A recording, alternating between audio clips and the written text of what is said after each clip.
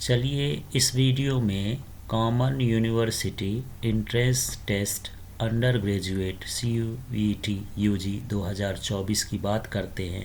इसका फीस देखते हैं, सिलेबस देखते हैं, रजिस्ट्रेशन देखते हैं, एग्ज़ाम की प्रोसेस समझते हैं, मार्किंग समझते हैं।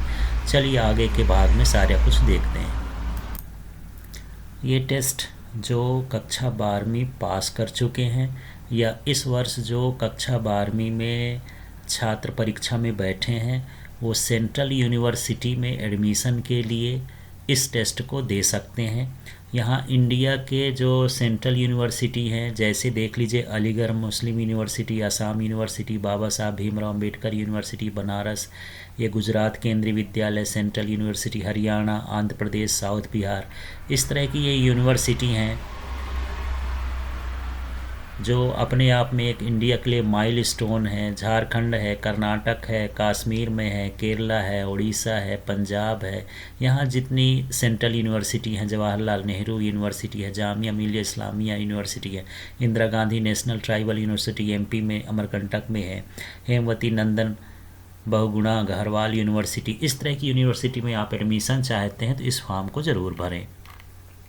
चलिए अब इसके आगे की प्रोसेस देखते हैं कि इसमें क्या क्या है।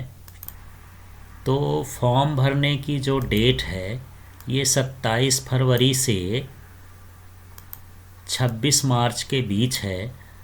तो लास्ट डेट का इंतज़ार नहीं करेंगे आप, 20 मार्च के पहले आप फॉर्म भर दीजिए।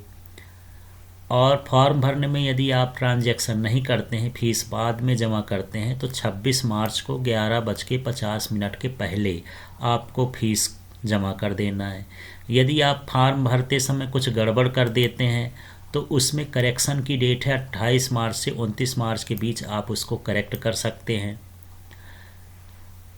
और आपका टेस्ट कहाँ होगा उसका अनाउंसमेंट जो है 30 अप्रैल से चालू हो जाएगा कि कहाँ आपका सेंटर मिलेगा और कहाँ आपको टेस्ट देना होगा। इसके बाद यदि आप चाहें तो अपना जो एडमिट कार्ड है वो मई महीने के दूसरे सप्ताह में डाउनलोड कर सकते हैं। जो आपका एग्ज़ाम है वो 15 मई 2024 से 31 मई 2024 के बीच होगा और इसका आंसर शीट बाद में आपको उसकी साइट में मिलेगा। आपको यदि रजिस्ट्रेशन करना होगा तो ये ऑफिशियल साइट है। इस ऑफिशियल साइट में ये जो ब्लू से लिखा है, इस ऑफिशियल साइट में आपको इसमें रजिस्ट्रेशन करना है। अब रजिस्ट्रेशन की प्रोसेस समझते हैं। और जो आपका रिज़ल्ट है वो 30 जून तक आने की संभावना है। अब कम से कम आपको 3 सब्जेक्ट का पेपर देना है। तो जनरल के लिए जो फीस है वो 1000 है, OBC है, नॉन क्रिमिलियर जिनको बोलते हैं, EWS वाले हैं उनको 900 है, और SC ST और हैंडीकैप्ड और थर्ड जेंडर के लिए 800 है। तो इस तरह से फीस है। आप मैक्सिमम 6 विषय पर एग्ज़ाम दे सकते हैं। तो 3 तो ये हो गए। यदि 3 आप एक्स्ट्रा विषय देना चाहते हैं तो हर विषय के लिए आपको ये चुकाना पड़ेगा। जनरल के लिए 400 रुपये पर सब्जेक्ट, ये OBC के लिए 375 रुपये, और SC ST और हैंडीकैप्ड थर्ड जेंडर के लिए 350 रुपये आपको चुकाना होगा। तो इस तरह ये फीस का स्ट्रक्चर है। इस बार का जो मोड ऑफ टेस्ट है वो हाइब्रिड मोड है। आपको कंप्यूटर बेस्ड टेस्ट भी हो सकता है, पेन पेपर बेस्ड भी टेस्ट हो सकता है। इस बार सेंटर बढ़ा रहा है ये संस्था NTA, तो जो छोटी जगह होगी वहाँ भी सेंटर होगा। तो वहाँ पर यदि कंप्यूटर नहीं है वो डिसाइड करेंगे, आप नहीं डिसाइड करेंगे।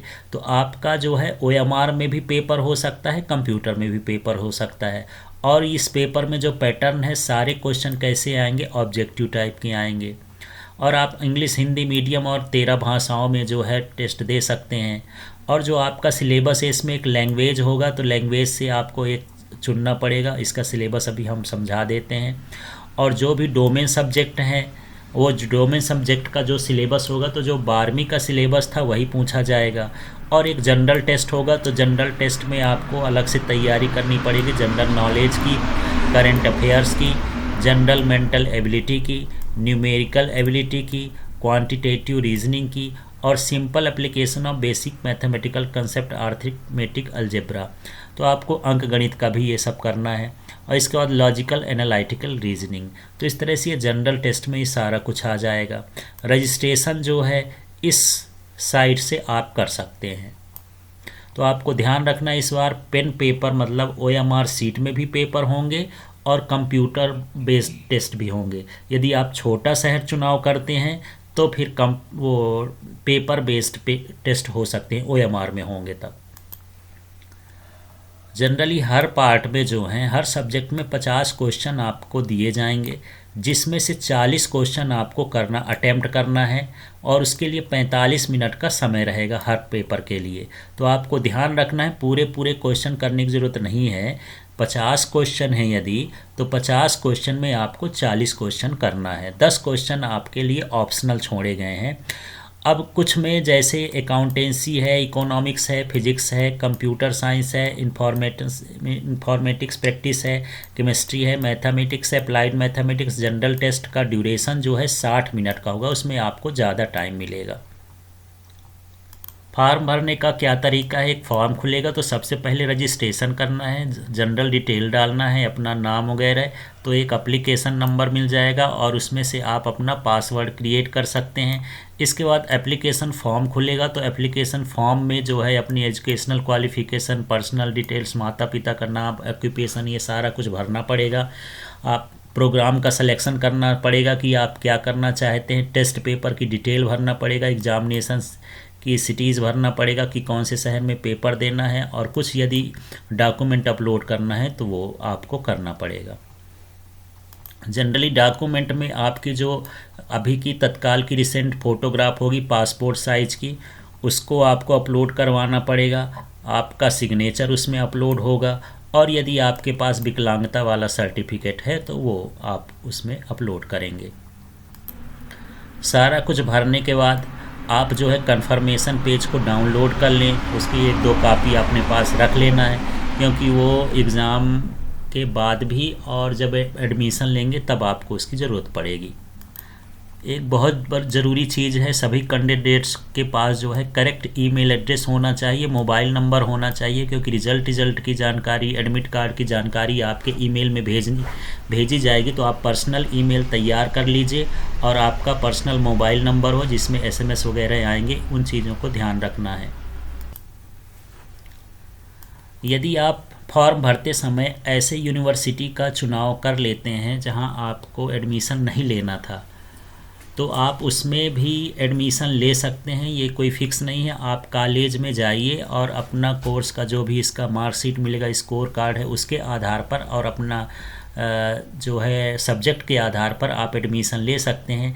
ये ज़रूरी नहीं रहता है कि आप काउंसलिंग प्रक्रिया के बाहर हो जाएंगे। यदि कुछ यूनिवर्सिटी में आप नहीं भी भरते हैं तो आप वहाँ अप्लाई कर सकते हैं दूसरे यूनिवर्सिटी में। तो फार्म में हर यूनिवर्सिटी को भरना ज़रूरी नहीं है। यदि आप नहीं भर पाते हैं, नहीं समझ पाते हैं, तो बाद में भी यूनिवर्सिटी आप चेंज कर सकते हैं।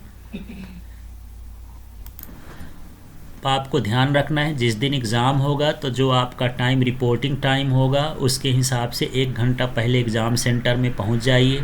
आप जब एडमिट कार्ड निकालेंगे तो उसके साथ एक अंडरटेकिंग भी निकलेगी, उसको NTA के साइट पर A4 के पेपर में निकलवा लेना, उसको छोटा नहीं करवाना है। और एक आपको ट्रांसपेरेंट बाल पेन लेके जाना है, ऐसी पेन लेके जाना है जो ट्रांसपेरेंट हो, कांच की या कहना चाहिए प्लास्टिक की, जिसमें आर पार दिखाई देता है, वो वाला पेन लेके जाना है। और एक आपको फ़ोटोग्राफ लेके जाना है, वहाँ पर जहाँ आपके अटेंडेंस सीट होगी उसमें आप वो फ़ोटो चिपकाई जाएगी, जो आप इसमें फ़ोटो लगाएंगे वही। और इसके साथ एक ID कार्ड है ले जाना है जिसमें आपकी फ़ोटो हो, वो पैन कार्ड हो सकता है, ड्राइविंग लाइसेंस हो सकता है, वोटर कार्ड हो सकता है, पासपोर्ट हो सकता है, आधार कार्ड हो सकता है, 12th बोर्ड की मार्कशीट हो सकती है, बैंक का पासबुक हो सकता है। यदि आप जो है विकलांग है तो वो सर्टिफिकेट लेके जाइए। और एक अपना जो है बॉटल लेके जा सकते हैं जो ट्रांसपेरेंट हो पानी के लिए। तो इतना चीज़ें केवल आपको उसमें लेके जाना है एग्ज़ाम के में। तो आप जो है अधिकतम 6 विषयों का चुनाव कर सकते हैं लैंग्वेज सहित, जिसमें से यही है, यदि किसी क्वेश्चन में पेपर में 50 क्वेश्चन दिए हैं तो आपको 40 अटेम्प्ट करना है। और यदि 60 दिए हैं, जैसे जनरल टेस्ट में 60 क्वेश्चन दिए रहेंगे तो उसमें आपको 50 करना है। तो हर सब्जेक्ट में आपके 10-10 क्वेश्चन क्या रहेंगे, ऑप्शनल रहेंगे। तो पूरे आप पेपर नहीं करेंगे, जितना माने 10 क्वेश्चन आप छोड़ सकते हैं, जो आपसे अच्छे से बने उन्हीं को करना है। अब आप सिलेबस देखिए, जो लैंग्वेज का सिलेबस है, जो आप हिंदी अंग्रेजी लेंगे, जो भी आपकी ज़रूरत है, तो इसमें कुछ पैसे जाएंगे और कुछ लिटरेरी साहित्य आएगा, कुछ नैरेटिव आएगा, लिटरेरी एप्टीट्यूड और वोकेबलरी शब्दावली आएगी। तो इस तरह के क्वेश्चन आएंगे जो आपके व्याकरण वगैरह से या फिर अनसीन पैसेज से या शब्दावली से ये आपसे ये पूछे जाएंगे। लेकिन सारा कुछ कैसा रहेगा, ऑब्जेक्टिव के फॉर्म में रहेगा, एमसीक्यू के फॉर्म में रहेगा। दूसरा जो डोमेन सब्जेक्ट है तो आपके 12वीं के सिलेबस के अनुसार रहेगा।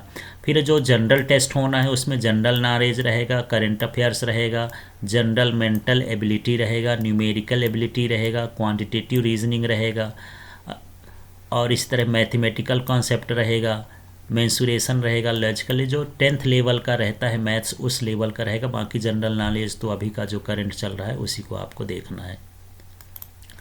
एक और चेंज हुआ है, आपको जहां रफ़ वर्क करना है तो रफ़ के लिए अलग से आपको कागज़ दिया जाएगा, और रफ़ करने के बाद वो कागज़ आपको इन्विजिलेटर को सौंप देना है।